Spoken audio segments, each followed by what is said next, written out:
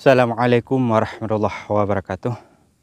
Sedulurku dan saudara-lun, karena belakangan kita menemukan ada banyak keluhan yang disampaikan oleh sedulur kita mengenai penggunaan daripada herbisida serendi dan dicampurkan dengan nugras. Ada banyak keluhan, dan di antara beberapa keluhan yang sudah kami rangkum itu, pertama sekali adalah setelah dilakukan penyemprotan herbisida serendi dan nugras, gulmanya tidak mati, tidak memberikan efek apapun.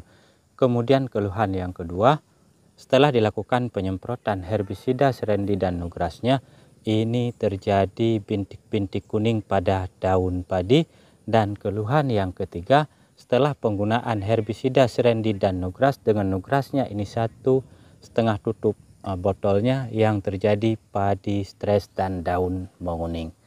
Nah, sebelum kita lakukan penyemprotan ini, mari coba sama-sama kita pelajari apa yang menjadi penyebab dari beberapa permasalahan yang disampaikan oleh sedulur kita yang lain tersebut. Keluhan yang pertama, setelah dilakukan penyemprotan herbisida serendi dan nugras, ini gulmanya tidak mati, masih biasa seperti ini. Nah, dari sini ada beberapa penyebab yang dapat kami simpulkan, dan ini tolong diperhatikan baik-baik. Pertama sekali, jika kita melihat kombinasi dari dua herbisida ini, maka mungkin kejadian seperti itu tidak akan terjadi, karena kombinasi keduanya, serendi ini mampu membunuh gulma berdaun lebar, daun sempit, dan juga teki-tekian. Kemudian digabungkan dengan nugras yang ini adalah spesialis untuk rumput teki dan daun sempit. Artinya dengan penggunaan keduanya, semua jenis gulma yang ada di tanaman padi itu sebenarnya wajib mati. Namun kenapa tidak mati? Beberapa penyebabnya menurut kami antara lain, mungkin ketika dilakukan penyemprotan itu air di sawahnya terlalu banyak.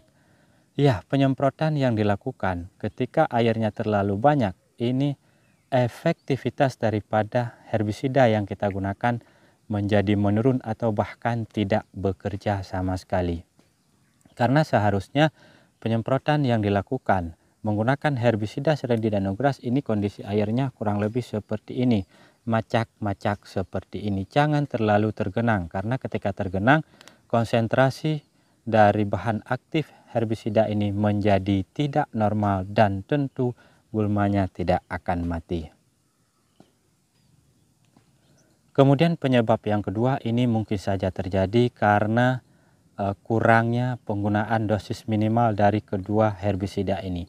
Nah, katakan untuk serendi ini penyemprotannya ini bisa dipergunakan saset kemasan 25 gram seperti ini, dapat dipergunakan untuk 3 tangki penyemprotan, dan nugras ini dosisnya bisa antara 1 tutup botol sampai 2 tutup botol per tangki penyemprotan. Ini adalah dosis normalnya, dan jika kita kurang daripada ketentuan dosis minimal tersebut, ya dimungkinkan saja bahwa si gulmanya tidak mati.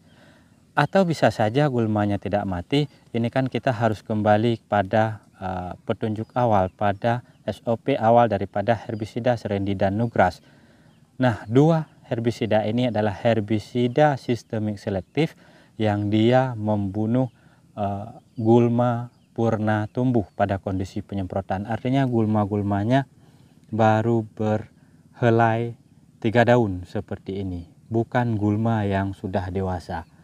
Ketika dilakukan penyemprotan pada gulma yang sudah dewasa, dimungkinkan sekali bahwa gulmanya memang tidak akan mati, diakibatkan oleh selektif yang ada di dalam herbisida ini tidak bisa memisahkan lagi mana padi dan juga mana gulmanya. Kemudian penyebab selanjutnya yang mungkin setelah penggunaan herbisida serendi dan nugras gulmanya tidak mati, ini mungkin karena kelalaian kita. Katakan misalkan seperti kami yang juga sedang merawat tanaman cabai seperti di sana, tentunya setelah penyemprotan tanaman cabai di sana kami lupa membersihkan tangki penyemprotannya. Nah, misalkan katakan saja di dalam tangki penyemprotan kita itu ada sisa-sisa daripada penyemprotan bakteri pengurai.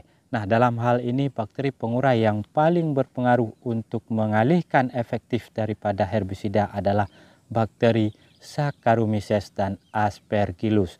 Nah, ketika kita misalkan sebelumnya telah melakukan penyemprotan untuk tanaman yang lain dan menggunakan produk tertentu yang mengandung Aspergillus dan Saccharomyces, kemudian lupa kita bersihkan tangkinya, maka ketika kita lakukan penyemprotan herbisida Serendi dan Nugras ataupun herbisida lainnya, ini tidak akan bekerja lagi. Kenapa? Karena Saccharomyces dan Aspergillus itu dapat menetralkan bahan aktif dari setiap herbisidanya.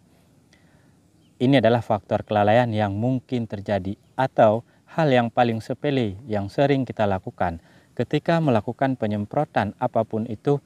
Air yang kita gunakan untuk mencampurkan produk tertentu ke dalam tangki penyemprotan kita menggunakan air yang keruh. Nah, air yang keruh itu juga bisa mempengaruhi efektivitas daripada pestisida yang kita pergunakan. Kemudian permasalahan yang kedua atau keluhan kedua yang kami terima dari sedulur kita di luar sana, tentunya setelah penggunaan herbisida Serendi dan Nugras. Dan Nugrasnya ini dosis yang diberikan adalah 1,5 tutup untuk 1 tangki penyemprotan. Yang terjadi tanaman padinya mengalami stres dan daunnya menguning secara pelan-pelan. Nah, kejadian seperti ini menurut analisa kami ada beberapa penyebab utamanya. Pertama, mungkin ketika dilakukan penyemprotan itu sawahnya terlalu kering. Atau stres itu terjadi jika memang bukan karena kondisi lahan sawah kita yang kering, namun mungkin saja sebelum kita melakukan penyemprotan Serendi dan Nugrasnya, itu sempat kita lakukan penyemprotan lain yang menggunakan pestisida, apakah itu insektisida ataupun fungisida dengan formulasi EC seperti ini. Nah, penggunaan pestisida dengan formulasi EC yang berdekatan dengan penggunaan herbisida seperti ini juga bisa memberikan sedikit efek stres pada tanaman padi kita. Apalagi jika kondisinya terlalu panas atau airnya terlalu kurang, ya itu adalah faktor yang sangat-sangat mendukung akan terjadinya stres pada tanaman padi kita. Kenapa? Karena di dalam setiap pestisida EC kita meyakini bersama itu memberikan sedikit efek panas ketika kita lakukan penyemprotan. Atau mungkin saja dari kedua penyebab itu bisa kita pastikan tidak terjadi, namun penyebab lainnya mungkin setelah kita lakukan penyemprotan herbisida Serendi dan Nugrasnya ini tidak dilanjutkan dengan pemupukan, atau sebelum kita lakukan penyemprotan herbisida Serendi dan Nugrasnya ini tidak kita dahulukan dengan pemupukan.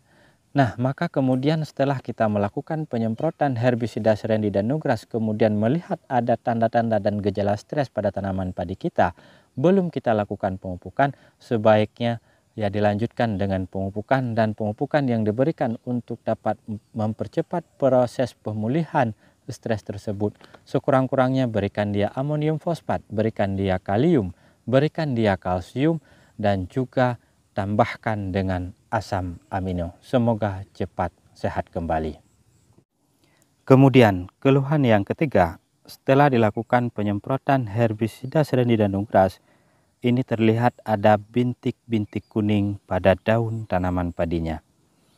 Nah, di sini harus kita pisahkan terlebih dahulu karena bintik-bintik kuning pada daun padi itu juga diakibatkan oleh faktor yang lain. Antaranya beberapa faktor yang dapat menyebabkan bintik kuning pada daun padi itu adalah karena serangan hama, serangan penyakit jamur, atau bisa juga karena kurang nutrisi.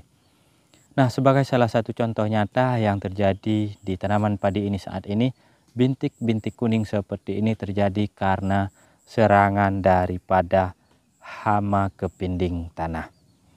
Maka terlebih dahulu ini harus kita pisahkan, harus kita cari dulu sumber masalah daripada si bintik-bintik kuningnya. Karena katakan misalkan ketika daun padi kita terserang penyakit jamur, blas daun, bercak daun dan sebagainya juga menyebabkan bintik-bintik kuning tersebut.